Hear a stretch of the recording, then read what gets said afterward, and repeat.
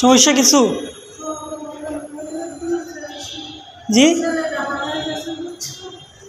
কি হয়েছে? উনি সিলেটে ডাকে কেন আসছেন? আমার সাথে আসেন। আসসালামু আলাইকুম ভিউয়ার্স, আমি রাস্তার পাশ থেকে আমার স্কুলটা দেখাইলাম এবং এখানে অপেক্ষা করতেছি গাড়ির জন্য। যদি গাড়ি না পাই তাহলে বাজারে চলে যাচ্ছি। অলরেডি বাজারে চলে আসছি এবং বাজার থেকে এখান থেকে গাড়িতে উঠবো। গাড়িতে উঠে গেছি। আপনারা ভাবতেছেন এত তাড়াতাড়ি হচ্ছে কি? হ্যাঁ, এত তাড়াতাড়ি করতেছে। এখান থেকে আমার স্কুলটা একটু দেখিয়ে দিই। আমি যে স্কুলে পড়ছি, এই যে দেখেন জয়রিয়া আইমি উচ্চ বিদ্যালয়, নামটা একটু চেঞ্জ হয়েছে। তো প্রশ্ন হচ্ছে কোথায় যাচ্ছি হচ্ছে ভারত থেকে কয়েকজন গুণীজন ব্যক্তি আসছেন, ওনাদের সাথে সাক্ষাৎ করতে যাচ্ছি কেমুসাস। সেখানে গুণীজনদের সংবর্ধনা অনুষ্ঠান আছে। তো আপনারা পুরো ভিডিওটা দেখলে বুঝতে পারবেন আসলে কে বা কারা পুরস্কার পেয়েছে। তো অলরেডি আমি সিলেটের দ্বারপ্রান্তেই চলে আসছি, যেহেতু বন্দর বাজার এখন নামবো। একটু সিলেটের ডাকে কাজ আছে, একটু আপনাদের সিলেটের এই মধ্যখানের এই চিত্রটা দেখালাম এবং এখানে আপনারা যদি একটু ওই দিকে লক্ষ্য রাখেন তাহলে দেখতে পাবেন সিলেটের ডাক রয়েছে, এখানে একটু গাছ আছে, সেখানে যাব। তো একটু আমি এদিকে যাচ্ছি এবং এই যে দেখেন এই বিচারা এখানে বসে আছেন মধ্যখানে। আমি একটু পাশ কেটে ওনার সাইড দিয়ে চলে যাচ্ছি। তো সিলেটের ডাকের সিঁড়ি দিয়ে উঠতেছি, এমন সময় পেছন থেকে শুনি কেউ একজন ডাকতেছে, সাংবাদিক স্যার, সাংবাদিক স্যার। পেছনে ফিরে দেখি একজন বৃদ্ধা মহিলা আমাকে ডাকতেছে। কোনো সমস্যা নেই? সমস্যা কিছু? জি,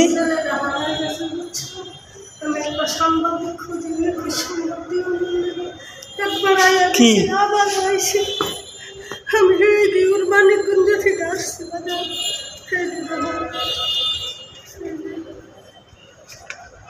কি হয়েছে? উনি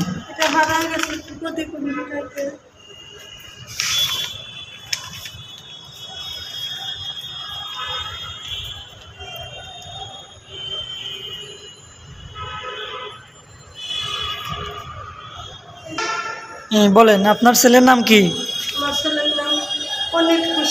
কোন সময়, কোন দিন, মানে কবে, কতদিন হয়েছে হারানোর? আমার ছেলে হারাই গেছে। আমি চাই যে আমার ছেলের জানি আমি ফিরত পাই, জনগণে যদি পাই আমার ছেলের জানি আমার বুকে ফিরাইয়া দেয়। স্যার, আমি আমার ছেলে চাই, আর কিছু চাই না। মার যে কত কষ্ট ছেলের জন্য যারা পায় সে তারাই বুঝে। আচ্ছা, এখন মানে সিলেটে ডাকে আসছেন কেন? মানে কি হেল্প নিতে নাকি? সিলেটে ডাকে কেন আসছেন? ছেলের জন্য আমি বিশ্রাইতে বের হয়েছি। নিউজ দেবো জানি আমার ছেলের আমি ফিরত পাই, নিউজ দিয়া। আচ্ছা, ঠিক আছে, থ্যাংক ইউ। নিউজ দিবেন নাকি আর্থিক হেল্প নিতে চাইছেন? জানি আমি সারা পৃথিবীতে যাই, আমার ছেলে নিউজ দিবেন, আর্থিক কোনো হেল্প দরকার নাই, শুধু নিউজের দরকার। সব পেলে আপনারা এইভাবে করবেন জানি আমার ছেলের আমরা ফিরত পাই, আমি পাই। আচ্ছা, তাহলে এক কাজ করেন, আপনি আমার সাথে আসেন। তো উনি এক পর্যায়ে বোঝাতে চাইছেন যে উনি ওনার ছেলেকে পাওয়ার জন্য সিলেটের ডাক পত্রিকায় উনি বিজ্ঞপ্তি দিবেন বা নিউজ দিবেন, এরকমই উনি বলতেছেন। তো তারপর উনি আমাকে ওনার ছেলের জন্ম নিবন্ধনের ফটোকপি এবং থানায় যে জিডি করছেন সেটা দেখাইলেন। তো সব কিছু দেখার পর আমার কাছে রিয়েল মনে হয়েছে। তারপরে আমি ওনাকেও আশ্বাস দিলাম এবং তার চেয়ে ইম্পর্টেন্ট বিষয় হচ্ছে ওনার চোখের পানি, তা আমার কাছে অনেকটাই কি আবেগপ্রদ মনে হয়েছে। তারপরে আমি ওনাকে আশ্বাস দিয়েছি যে চলেন আমার সাথে। তারপরে আমি ছেলের ডাকে নিয়ে যাই এবং ওনাদের এই বিজ্ঞপ্তিটা এবং নিউজটা প্রকাশের জন্য সেখানে বলি। আর বিজ্ঞপ্তি প্রকাশ করতে প্রায় 2 থেকে 3 হাজার টাকা লাগে, কিন্তু ওনার ক্ষেত্রে 1 টাকাও লাগে নাই। এজন্য থ্যাংক ইউ সিলেটের ডাক এবং সিলেটের ডাকের সকল কলাকৌশলীদের অসংখ্য ধন্যবাদ।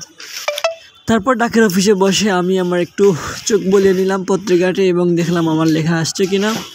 তো সব মিলিয়ে দেখি আসলে কভার লেখাটা আর আসে না, সম্প্রতি খুব একটা লেখা দেয়া হয় না। তারপর কেন্দ্রীয় মুসলিম সাহিত্য সংসদের দিকে রওনা দিলাম হেঁটে হেঁটে। আমি হেঁটে হেঁটে যাওয়ার একটাই কারণ হচ্ছে এই যে দেখেন প্রচণ্ড লেভেলে ভিড় থাকে। সিলেটকে কেন লন্ডন বলা হয় ভিডিওগুলো দেখলে অবশ্যই আপনারা বুঝতে পারবেন। তো যাই হোক, সব কিছু একসাথে বলতে চাই না, আমি পরিশেষে আমার গন্তব্যস্থানে চলে আসছি। আমি একটু আপনাদের ঘুরিয়ে দেখাতে চাই।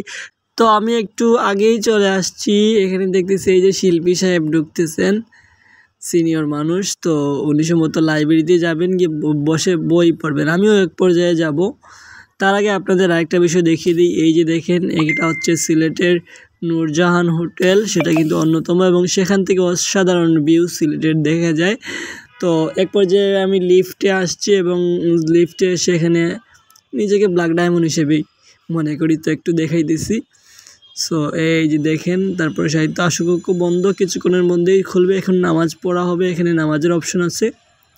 তো সব মিলিয়ে একটু আমি বাইরে গিয়ে একটু বার্গারও খেয়ে নিলাম। তো পরিশেষে সংবর্ধনা কি খেয়ে পাচ্ছেন, কারা পাচ্ছেন সেটাও একটু দেখে নিলাম এবং এখান থেকে একটা খুলে সেটা এখানে একটু ফিট করেও নিলাম, যেহেতু এটা নিজের সংগঠন। তারপর দেখি মিডিয়া উপস্থিত, যদিও এখানে মিডিয়ার প্রয়োজন হয় না, কারণ এই ধরনের প্রোগ্রাম সিলেটে সব পত্রিকাতে প্রকাশ হয়। তারপর একটু নিজে একটু পোজ নিয়ে নিলাম, একটু বসে এখানে একটু, যদি আমার ক্যামেরা সুন্দর না। ওকে, তারপর অনুষ্ঠানের প্রায় শুরু হয়ে গেছে। আমি এখানে হঠাৎ একজন ভদ্রলোক এসে ওনার প্রকাশিত পত্রিকা হাতে হাতে দিলেন সবাইকে। তো এখানে পরিচয়ের পর্বটাও শেষ হয়ে গেল, যদিও সেই পরিচয় পর্বটা আমার ক্ষেত্রে যখন হয়েছিল তখন নিজেই ভিডিও করতে পারি নাই এবং নিজে ভিডিও করি নাই, এমনিতেই ভিডিও করি নাই। তো পরিচয় পর্ব শেষে বিখ্যাত ব্যক্তিদের কথামালা শুনে খুবই ভালো লাগলো। তো আমার আরেকটা প্রোগ্রাম আছে, সে কারণে আমি এখানে বেশিক্ষণ থাকবো না, বের হয়ে যাব। তো অলরেডি বের হয়ে গেছি এবং রিস্কায় আছি। তো একটা বিষয় বলতে ভুলে গেছি, সেটা হচ্ছে সিলেটের কেন্দ্রীয় মুসলিম সাহিত্য সংসদ হচ্ছে বাংলাদেশের ভাষা আন্দোলনে একটি অন্যতম অবদান রেখেছিল, সেটা আমরা অনেকে হয়তো জানি না। তো সেটা নিয়ে অন্য একদিন ভিডিওতে আসবো। আজকে পর্যন্ত প্রায় শেষের দিকে, সবাই ভালো থাকবেন, সুস্থ থাকবেন, আল্লাহ হাফিজ।